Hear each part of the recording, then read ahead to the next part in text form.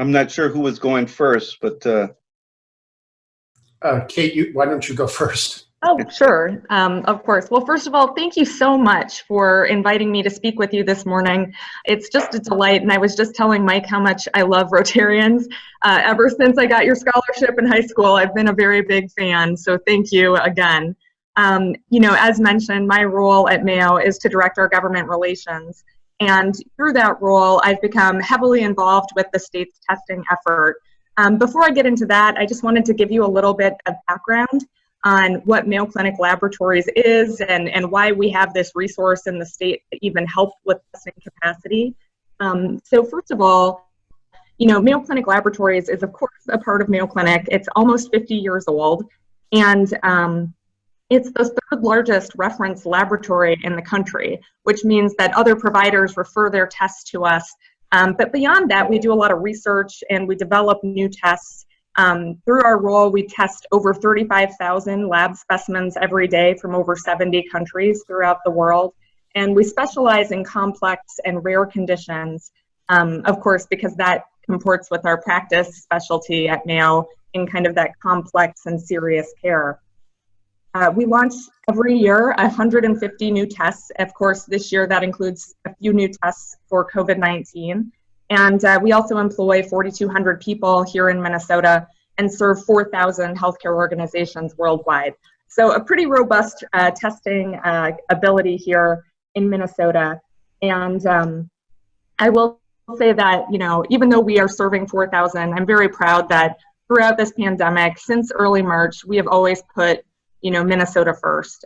Since we knew that this pandemic was emerging in the United States, we immediately started developing a molecular test for COVID-19 and deployed it within just a few weeks. And I don't have to tell you that it took an incredible amount of work. Literally, people were working 24/7 in our labs, and we're very appreciative of that. And all those efforts really have been poured back into Minnesota.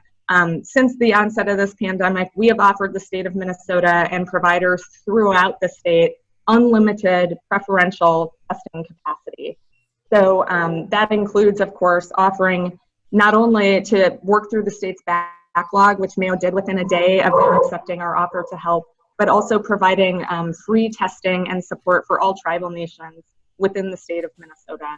So I think that we're trying to step up, but of course, the effort that's gotten the most attention recently has been our partnership with the University of Minnesota in working on the state's testing strategy. Of course, both the university and Mayo have been responding to lawmakers, legislators, the governor's office, trying to help them as they become more interested in having a robust testing strategy statewide. And I think that the governor's announcement last week is really the culmination of these discussions. Now, you might be thinking, if Mayo has all this great capacity, if we have the university as this tremendous resource, why don't we already have more widespread testing in Minnesota? And that's a great question. And really it comes down to different providers have chosen not to utilize that capacity, or they just simply can't because they don't have the materials or staff to administer the tests themselves. And so the statewide testing strategy that was announced last week, which I'll go over a bit in detail just now, but really I think that strategy, in addition to making sure there's capacity for Minnesota and to having a strategic effort around how we test, is also about coordinating providers so that we can leverage the relationships and capabilities and research and testing that Mayo and the university have to make sure all providers throughout the state can access these resources in a centralized, formalized way. So that strategy, if some of you were watching last week in the governor's press conference, he called it a Minnesota strategy. He also said it was laying the foundations of a moonshot. He reiterated that yesterday when he talked to Vice President Pence, who was in the state visiting Mayo, to learn a little bit more about testing in our convalescent plasma program. But really the goal of this strategy is laid out by the Commissioner of Health, Jan Malcolm, and it's to test everyone who's symptomatic in the state, to isolate those confirmed cases, to limit the spread, and frankly to expand testing even beyond that, and to expand surveillance tools beyond that. And these goals, I should mention, were set by the state, and the university and Mayo worked in tandem with state leaders to try and help them understand how they could achieve these goals. And ultimately, they kind of settled on this two-phase plan. And the first phase is it's underway right now. Its goal really is to ramp up capacity and to ensure coordination so that providers across the state have the materials they need to execute their own testing, but also to leverage the university and Mayo's testing capacity. So as mentioned, this is a 3 to 4 week phase, and it's also going to include testing. There's going to be 1,000 serology tests per day and 2,000 molecular tests. Just as a quick note, a molecular test, that's the one where they swab up your nose. They're looking for the presence of the virus itself. A serology test is newer. It uses a blood draw, and it looks for the antibodies from that your body creates to fight the virus. So we kind of prefer serological tests, and the reason is that you start making those antibodies before you even become symptomatic. So it helps us detect earlier. Now, this first phase, as I mentioned, will include that 3,000 daily test capacity provided by Mayo and the university. We expect those tests to begin on Friday, although obviously we're all still testing currently. These are new tests that will come online. But the other part of this is the establishment of what's called a virtual command center. And this will be in charge of managing lab operations, making sure the media and swabs all the providers need are coming in. Hopefully Mayo and the university can leverage their relationships with private vendors to help us get access to those supplies. And then also, of course, we'll be making sure test results are aggregated in a way so everybody has access to the information to do some of the tracing and tracking necessary to help us contain outbreaks. The second phase is a little different. This is really the high numbers phase. And after this 3 to 4 week ramp up, the governor has articulated that in the second phase, he wants this infrastructure that we're building to help leverage 15,000 serology tests a day and 20,000 molecular tests a day, and that the state will prioritize that testing across a variety of groups. Of course, first they want those symptomatic patients to be tested, but additionally, I think they want to focus on vulnerable populations and outbreaks. You've heard a lot about outbreaks in the agricultural community, in long-term care facilities, which account for a disproportionate number of deaths, unfortunately, in Minnesota for COVID.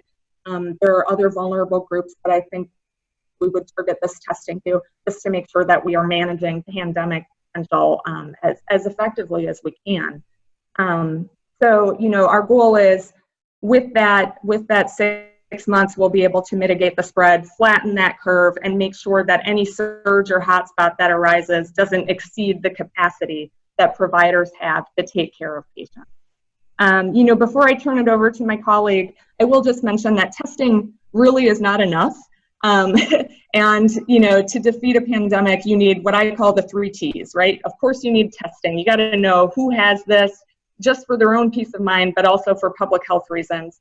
Second, you need tracing. This is that contact tracing idea that many of you have likely heard about. This, of course, is the process of finding out who's been in close contact with someone who's been exposed or who's tested positive, and then trying that concentric circle kind of approach of spanning to see, you know, how can we reach out to people and ask them to self-quarantine or take other precautionary measures to limit the spread of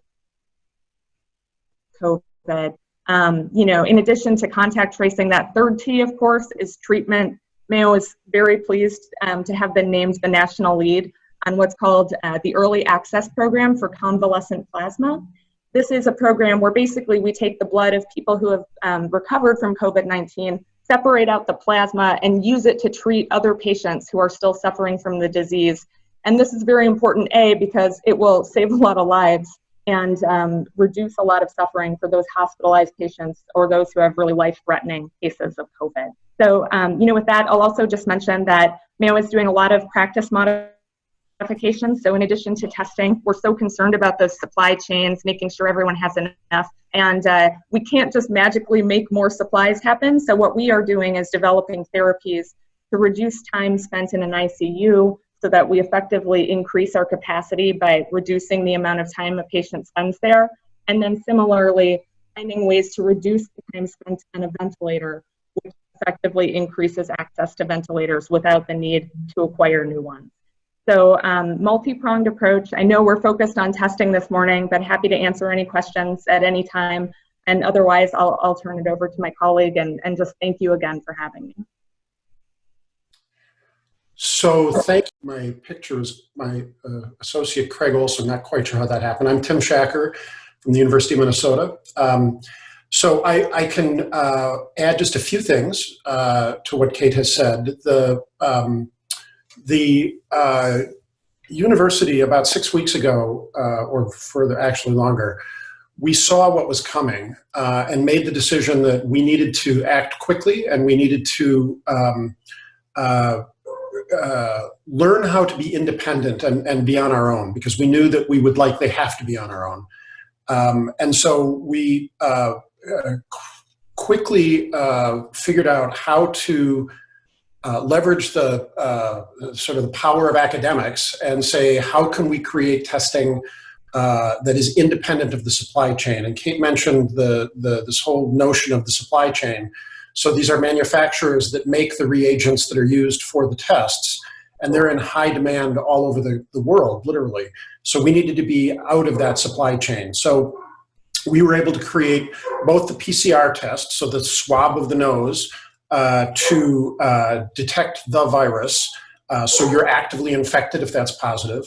We were able to create that test in-house using our own scientists and reagents. And we had that online in just 5 days or so. And that's the backbone, if you will, of our current testing strategy. And then shortly after that, we realized that we absolutely needed a serology. And what that means is a test in your blood to look for antibodies. So has your body reacted to the virus? And so the two-prong approach, PCR to look for the virus, antibody or serology to look for antibodies. And the reason for that is because if you are PCR negative, so you don't have the virus in your nose, and you're antibody positive, that means you've been exposed and you're likely immune, right? Because you don't have it in your nose anymore, your body has cleared the virus, you're good to go back to work or back into society or whatever, you're not infectious. On the other hand, if your antibodies are negative and your PCR is negative, then you're what I call susceptible. You're still capable of getting infected. And if you have anything in between, one or the other test is positive, that means that you're in the active phase of the infection. And you should go home, frankly. You should be isolated. So we needed those tests. We were able to, in collaboration with colleagues in the College of Veterinary Medicine, we were able to come up with a serology that was our own test. It wasn't dependent on any kits. And we could do that quickly. And I mean, it was a lot of effort, but we were able to do that. So that's actually the power of the collaboration between the university and Mayo. Mayo has this huge infrastructure for as a national reference lab. We have this academic powerhouse, if you will, to be able to come up with these tests and to be able to deploy them quickly into our population. The other thing that we've done, you may have heard about this or read about this, we early on took a fairly significant investment and put it into what we call these rapid response grants. So we said to our faculty across the entire university, what can you do to help with this pandemic? What is it that you can do? And rather quickly, we had some just tremendously innovative people come forward. A couple of examples, a young guy who's a cardiac anesthesiology fellow came in and said, you know what, I think I can make a ventilator out of parts that we have on hand here at the university.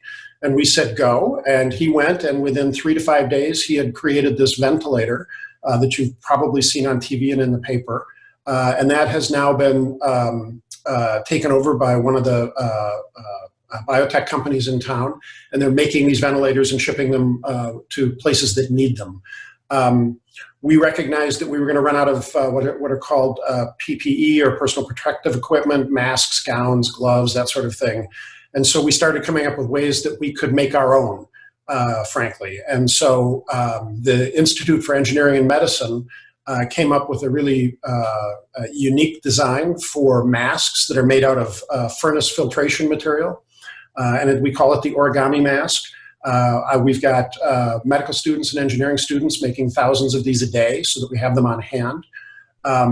Just yesterday, I saw the, we're almost out of gowns that you have to wear to protect yourself, the disposable gowns. So the engineering folks are making these gowns for us now, and I saw the prototype yesterday. So there's a lot of innovation. There's a lot of, really unique response, I think, to what we're all going through. So that's the command center that Kate mentioned for to coordinate the statewide testing program that was operationalized, that went operational yesterday. We have representatives from the university and Mayo and the Department of Health leading the effort, but we also have representatives from every healthcare system in the state in the command center. And the intent is to every day find out where is the need for testing and who's got capacity, and then align those two things. So if the Mayo or the university has capacity to do another 2,000 tests a day, and Health Partners needs those 2,000 tests, we can quickly organize that and get it done in the same day. And that is the whole purpose of this. So it's what Commissioner Malcolm calls filling the gaps, so that everybody in the state who needs a test can get a test. And that's our goal, and that's what we're doing. So I think between what Kate said and what I've just said, we've given you a pretty complete picture of what we're up to, and be happy to take questions.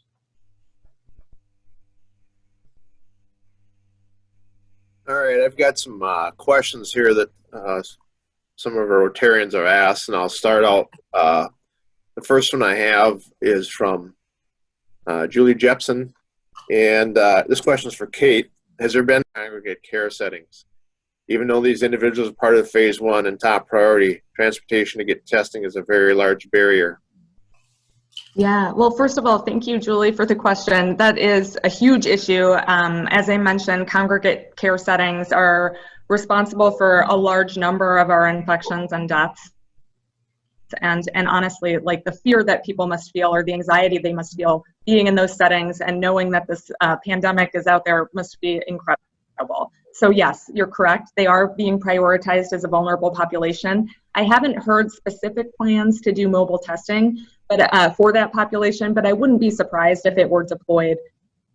What I will say is that generally, because testing kind of infers, for symptomatic people at least, that they are potentially infected, we have had to set up really unusual testing scenarios. You've probably heard about the drive-through tests. We've actually had a lot of employers reach out to see if they could do on-site testing. We've also had offers from groups like the Mall of America and Target to use their spaces or their parking lots for testing sites. And so the idea with testing really is like you want to aggregate your resources so that people can come to you. But I do think that increasingly, especially with these populations that have mobility challenges, part of this testing strategy is that we will go to the patients where they are, especially in those congregate care settings. I'll also just state that, transportation has been a challenge in general, because you also don't want to move people who are symptomatic, right? Like if you are moving them, you're exposing them to drivers, everyone at the site. You can have one person going around to those communities. It is probably a better model. Although, certainly Dr. Schacker would have additional clinical and scientific insights on that. And I would add to that the challenge with that kind of large-scale testing, which is not, frankly, in the scope of what we're planning for the moment, is if you think about it, we've got to go set it up. We've got to collect the swabs. We've got to analyze the swabs, but then we have to get the results back to people. And that, under that scenario, is something of a challenge. So what the initial strategy that's being deployed is to really depend on healthcare systems to do the testing. So if we need to test in Worthington, for example, in a meatpacking plant, the local healthcare system, we're going to work with them to go in, and this would be Sanford, for example. We're going to work with them to go in and do the testing and make sure that either at Mayo or the university we have capacity to run those tests in a quick, rapid way. So, there's 1,000 details to work out in about 20 minutes to get this going and get it going in a way that is sustainable, but that we follow all the rules, we follow all the regulations, we have to work with insurance companies, et cetera. So it is a fairly large task to put this sort of thing together. But I agree with Kate. The vulnerable populations, of which nursing homes are one, have to be a focus for this. It just has to be. Thank you. Next question is from Richard Wilson, and it states that we've heard about a need for blood. Do you know if the Red Cross will test routine blood donations for coronavirus? So the serology, so that's a really excellent question. This particular virus, unlike hepatitis or HIV or something like that, is at least the current thinking, based on all the testing that's been done, is not found in the blood. So the PCR test, when I swab your nose and look for evidence of the virus, when I do that test in the blood, we don't find it. So in that sense, it's not a risk for blood donation. To find out if we can find people who are immune and have high levels of what are called neutralizing antibodies, so the kind of antibodies that can actually kill the virus, those tests are just coming online. I mean just coming online. So there have been discussions with the Red Cross, but we're in the very early days of being able to identify the people that Kate was talking about, that the Mayo is involved with, that have neutralizing antibodies that we can take and then give to people who are infected or sick. Thank you. Next question is from Rod Ammerman. There is speculation about the ability to become immune. Your opinion, will the antibodies make people immune? Oh, I'm sorry. So, Kate, I think that you're probably better poised to answer the question of whether antibodies will equate to immunity. Yeah. So this is I spent a lot of my day talking to colleagues about this. There is some data, not a lot of data.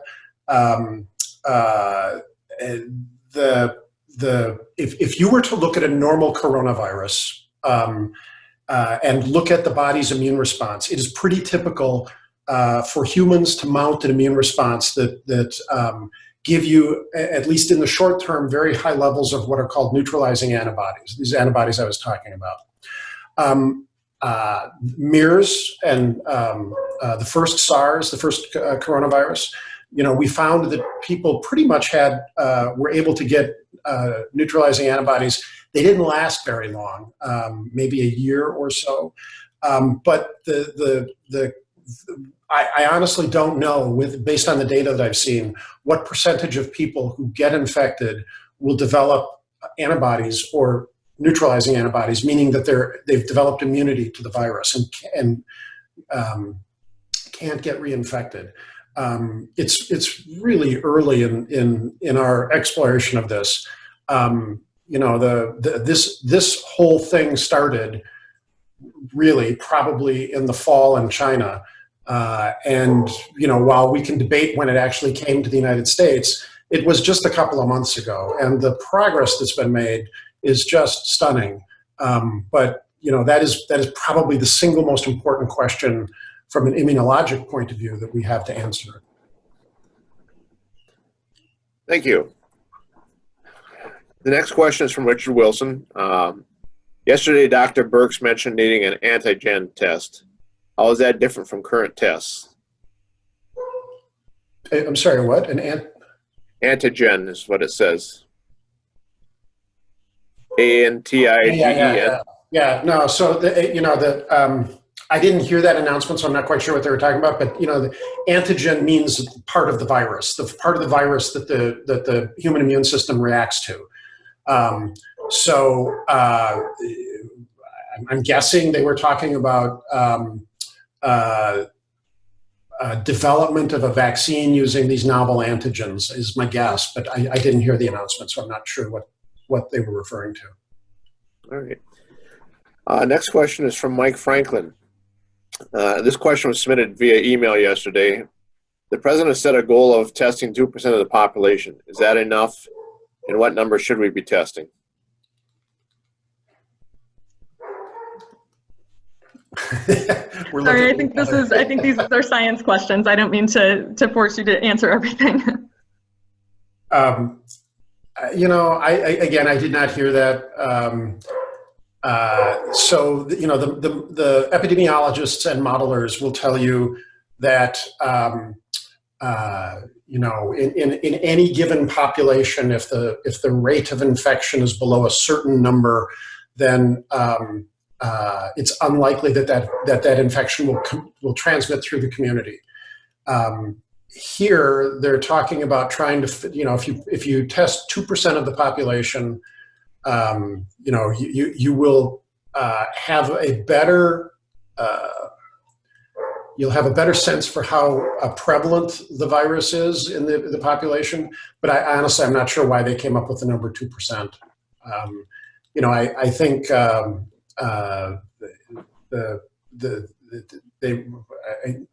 didn't hear it, but my assumption is that that's just basic epidemiologic studies. Thank you. Next question is from Tracy Sides, and she has asked, or she has stated, thank you for your time and information, Dr. Schacker. Can you comment on the sensitivity and specificity of the serological test? So I'm going to guess that what the person who asked the question is referring to is what you're reading in the paper about the flood of tests on the market, and some of them probably are not very good because we always look at the sensitivity and specificity of a test, and that means if you test somebody and they're positive, will that test be positive? Is it a true positive? And if you test somebody who's negative and the test is negative, will it be negative? So that's the sensitivity specificity. I know that the test that we developed based on the part of the virus that we used to develop the test, when we tested it using FDA standards, it was exquisitely sensitive and specific. I know that the two assays that Mayo has up and running are validated assays that are very sensitive and specific. But there is a host of products out there that are probably not very good. I had a call over the weekend from somebody who went to a drive-up drug testing center and peed in a cup and was told that you have COVID-19.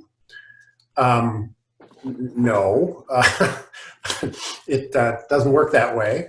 So you just have to be really careful of these tests that have been rapidly deployed. The FDA, to their credit, when we're in the middle of a pandemic, the FDA has said, let's get everything out there and let's get things, evaluated in real time.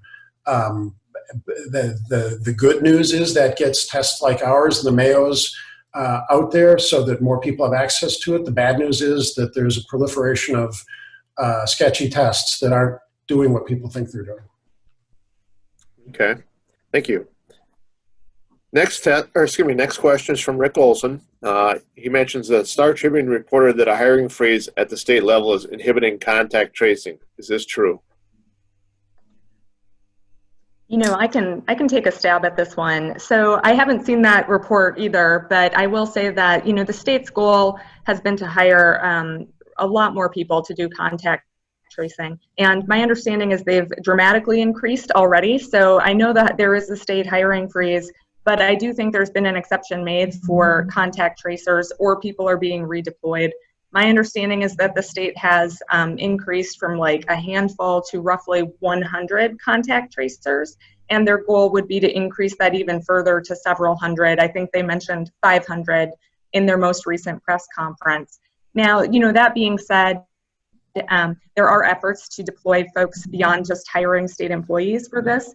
And, working with local public health, city and county connections, I think there's been a lot of discussion of deploying graduate students who may have some expertise in this area for training. And I think the university is actually taking the lead on a lot of that in conjunction with the state. So the hiring freeze is real. I don't know that it's impacting the contact tracing to the extent that may have been assumed or implied, because I do know the state has ramped up significantly and continues to try and ramp up, and Dr. Schacker may have further information on that as well.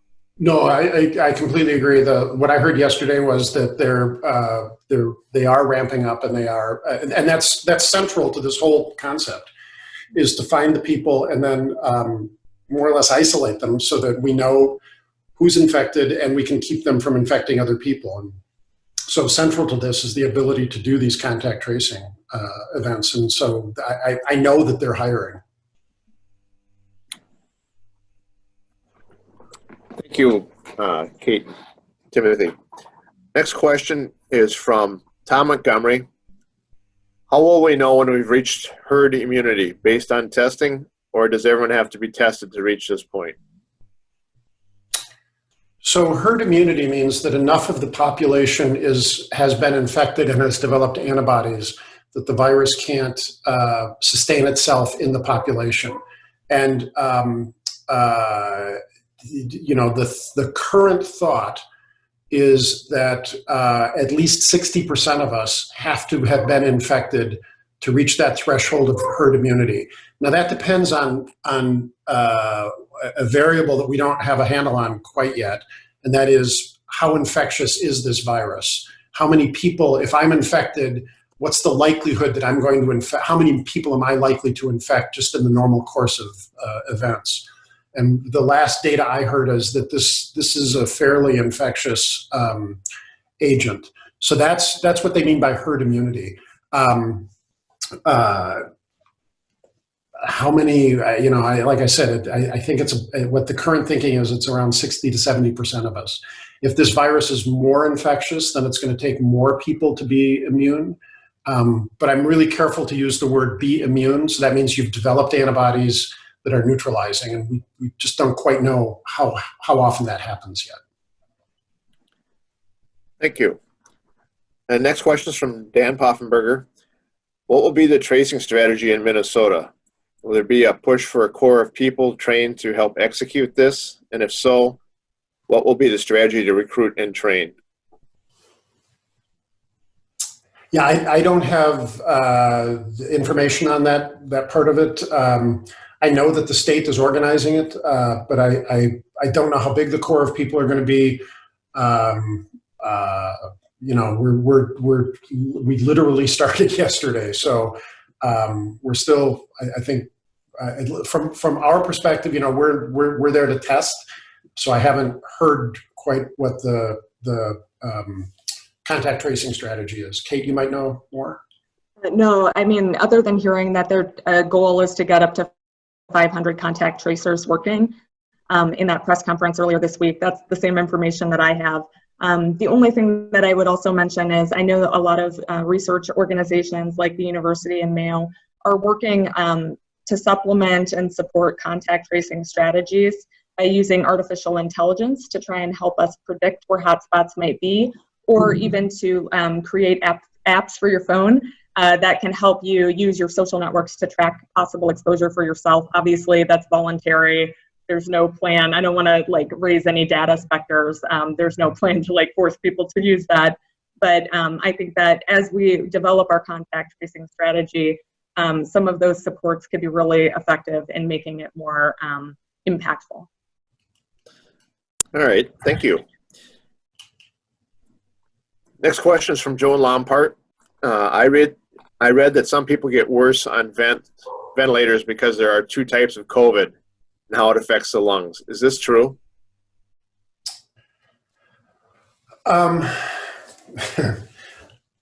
So I'm smiling because I don't know. I mean, here's what we do know. The natural history of the infection is that most people who get infected will have very minimal symptoms, and they'll clear the virus, rapidly. About 15% of people, and those are people with comorbidities, what we call comorbidities, people who are obese, people who have high blood pressure, who have diabetes, etc. Those are the folks at older age. Those are the folks that are at the greatest risk for getting really sick and being in the hospital. And a small percentage of those will go on to be in the intensive care unit and will die of the illness. And I can't give you specific numbers because we don't know what that denominator is. We don't know how many people truly get infected. That's what serology is for. But this idea that there's multiple strains of the virus and one or more strains is more virulent than another is likely to be true. But these are very early days. I saw some data yesterday, just looking at the molecular structure of different viruses and what the clinical outcome was. And there is a hint in there that not only is the structure of the virus important, but it's your immune system and your body's reaction to the virus that's also important. So it's a really great question, but at the end of the day, it's not going to be that there's two variants, one is worse than the other. It's that there are multiple, this is true of any virus. It mutates and it changes.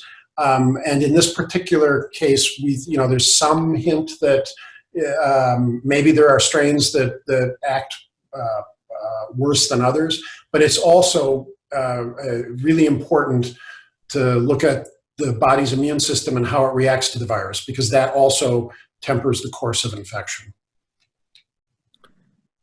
Thank you. And we're probably can't really take any more questions from our members today, but we'll try and get through the list that we have here left. And the next question is from Mike Franklin. Can both speakers discuss the impact of these tests on helping the state reopen and accelerate society toward our new normal? Well, I can take a stab at that one first. So I think, as I mentioned earlier, testing is essential, but it is not sufficient, right? So you cannot have the resumption of economic and daily activities without a good grasp on testing. We have to do it.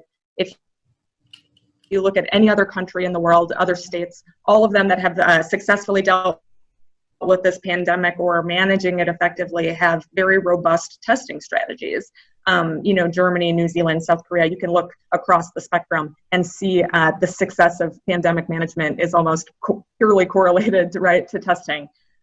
So, as we move forward into testing, I think we'll see, per Dr. Schacker's excellent background, you'll understand who can safely move about in society. It's not necessarily an equation of immunity, per my understanding. I'm a lawyer, what do I know? But at least it gives some confidence, and you can start to get information that will allow people to go back to work without as great a risk of infection. Much more importantly, it identifies who might be infectious, and you can limit and contain their behaviors with greater precision, right? So testing is essential for that. I will say that in order to resume economic activities, the normal daily life that we all miss, it will take more than testing. It will take more than contact tracing and treatment. I think it will also just take an attitude adjustment of being willing to kind of rise and fall with outbreaks and hotspots and kind of adjusting to some of these new behavioral protocols that we have. The other thing that I think we'll see is a lot of adaptive work. I can mention that Mayo Clinic, for example, I think today is announcing that our Well Living Lab is actually putting out protocols that employers can adopt so that their spaces can be redesigned to discourage infection, specifically respiratory infection. So I think you'll see a lot of those innovations coming forward in conjunction with testing and tracing and treatments, and that's how we'll eventually get there, is through this multifaceted approach.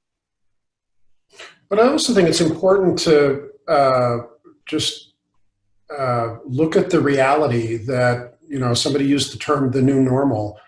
Things are going to change. This virus is going to be with us for a while until we get an effective vaccine, and that's a ways away. And the normal course of a pandemic like this is that, I would expect that the number of new infections, irrespective of how we flatten the curve, at some point the number of new infections is going to go down, and then it'll come back, and you'll see these. It's possible that you'll see these waves of infection.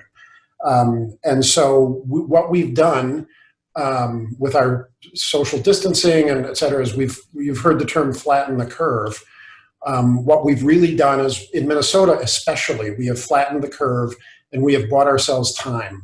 And that's time to develop new therapies, time to develop a vaccine, time to create these ventilators and get resources to where we need them.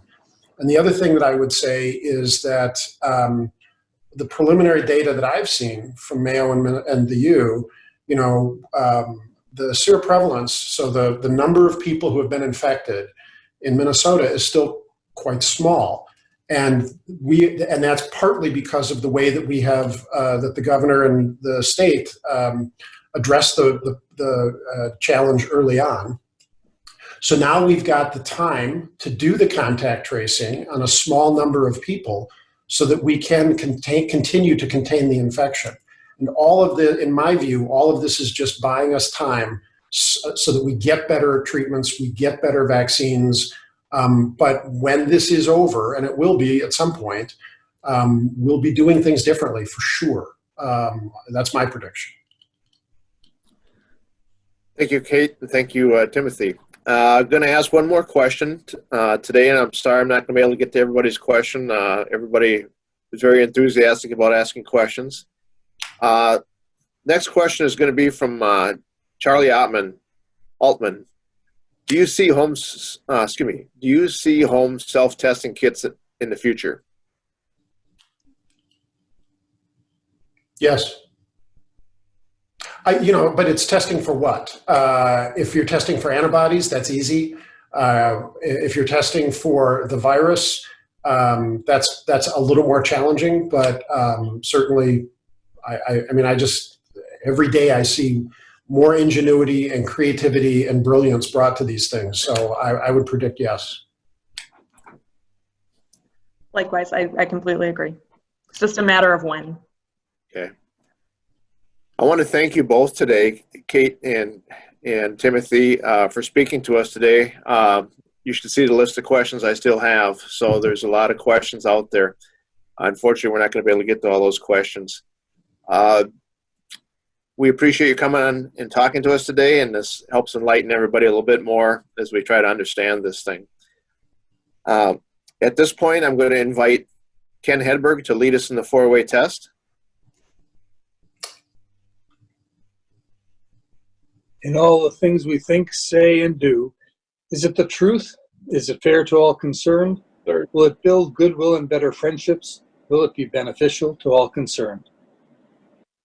Thank you. And I'm going to add one more thing. In recognition of both of your presentations today, we're going to make a donation to the Community Action Partnership of Scott, Carver, and Dakota counties. Thank you.